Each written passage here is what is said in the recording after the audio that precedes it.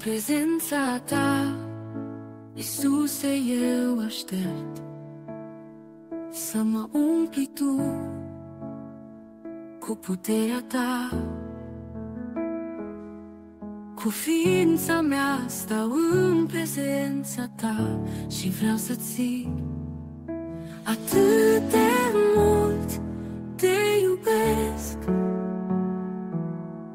atât de mult te prețuiesc. Iisuse, în prezența ta sunt umplut de gloria ta.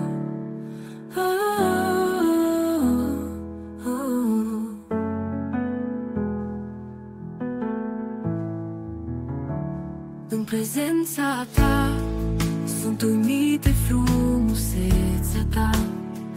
Vreau să stau mereu și să înalți numele tău. Cu ființa mea stau în prezența ta și vreau să ții atât de mult te iubesc, atât de mult te prețuiesc, te prețuiesc. Iisuse, în prezența ta sunt umplut de gloria ta. Atât de mult te iubesc. Lasă gloria ta, lasă gloria ta să curgă peste noi.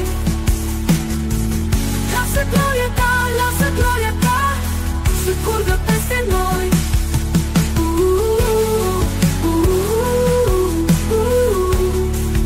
În prezența ta, lasă gloria ta, lasă gloria ta să curgă peste noi.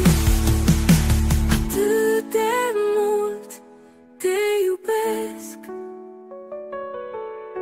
atât de mult te prețuiesc.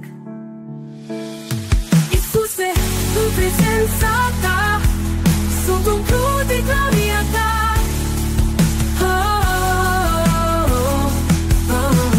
Atât de mult te iubesc, atât de mult te prețuiesc.